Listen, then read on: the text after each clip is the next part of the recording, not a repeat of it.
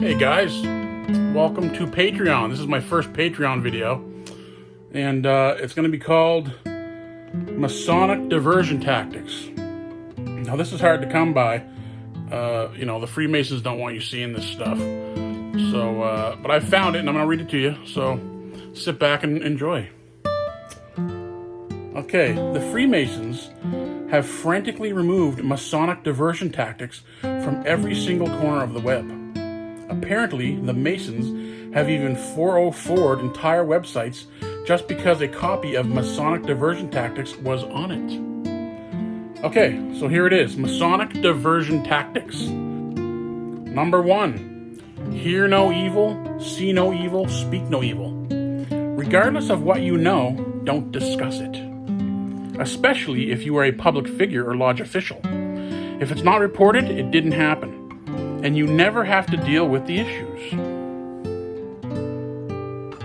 Number 2, become incredulous and indignant. Avoid discussing key issues and instead focus on side issues, which can be used to show the topic as being critical of some otherwise sacrosanct group or theme.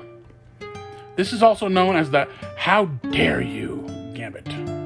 Number 3, create rumormongers. Avoid discussing issues by describing all charges, regardless of venue or evidence, as mere rumors and wild accusations. Other derogatory terms, mutually exclusive of truth, may work as well. This method works especially well with a silent press, because the only way the public can learn of the facts are through such arguable rumors. If you can associate the material with the internet, use this fact to certify it a wild rumor, which can have no basis in fact. Number 4, use a straw man. Find or create a seeming element of your opponent's argument which you can easily knock down to make yourself look good and the opponent to look bad.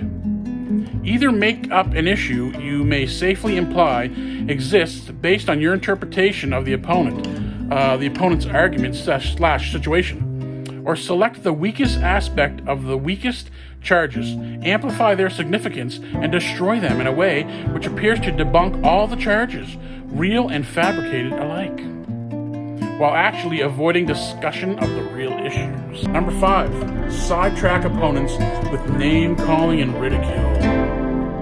This is also known as the primary attack, the messenger ploy, though other methods qualify as variants of that approach.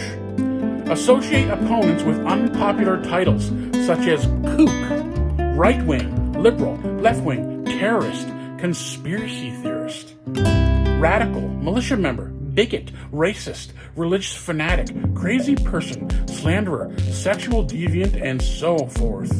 This makes others shrink from support out of fear of gaining the same label, and you avoid dealing with issues.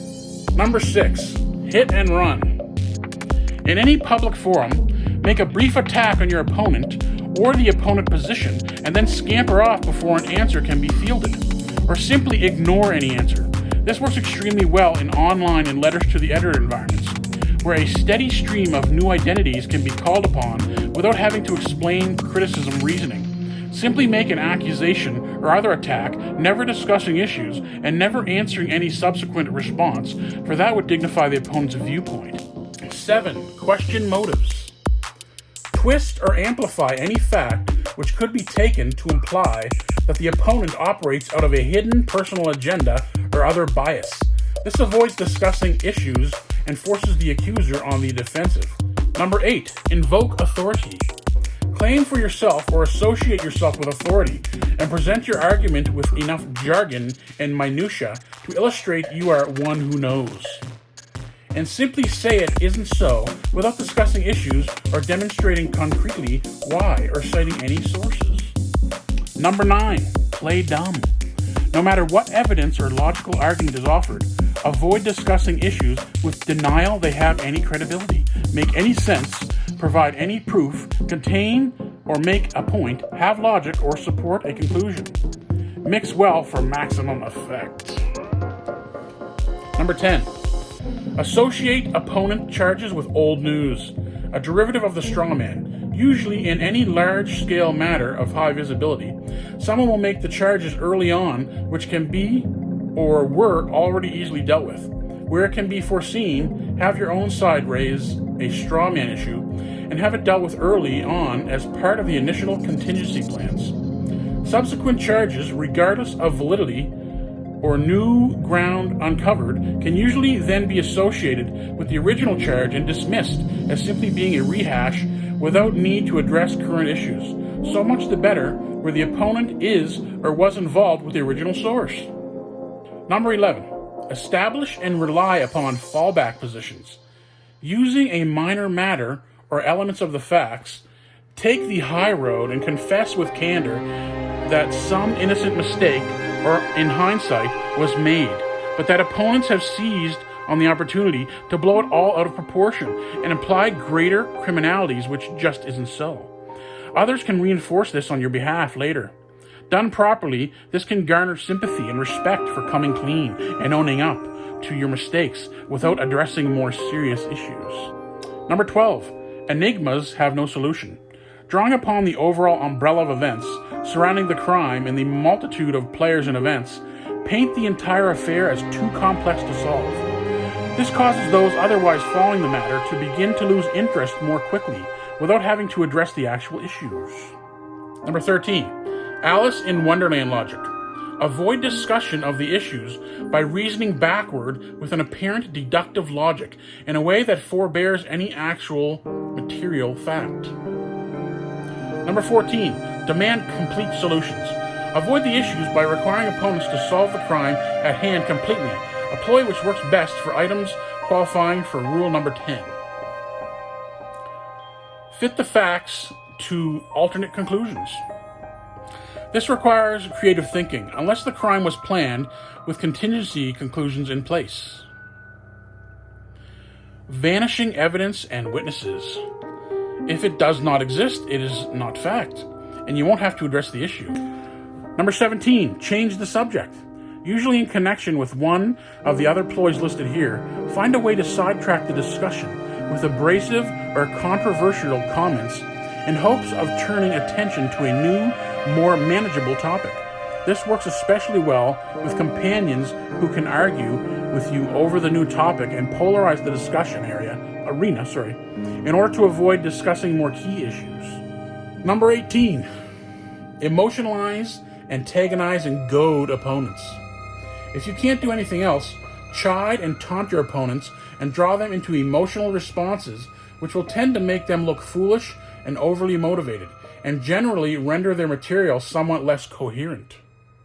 Not only will you avoid discussing the issues in the first instance, but even if their emotional response addresses the issue, you can further avoid the issues by then focusing on how sensitive they are to criticism. Number 19, ignore proof presented. Demand impossible proofs. This is perhaps a variant of the play dumb rule. Regardless of what material may be presented by an opponent in public forums, claim the material irrelevant and demand proof that is impossible for the opponent to come by. It may exist, but not be at his disposal, or it may be something which is known to be safely destroyed or withheld, such as a murder weapon.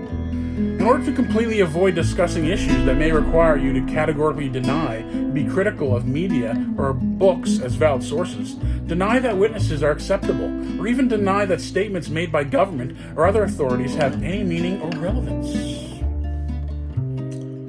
Number 20, false evidence. Whenever possible, introduce new facts or clues designed and manufactured to conflict with opponent presentations as useful tools to neutralize sensitive issues or impede resolution. This works best when the crime was designed with contingencies for this purpose, and the facts cannot be easily separated from the fabrication. 21. Call a grand jury, special prosecutor, or other empowered investigative body. Subvert the process to your benefit and effectively neutralize all sensitive issues without open discussions.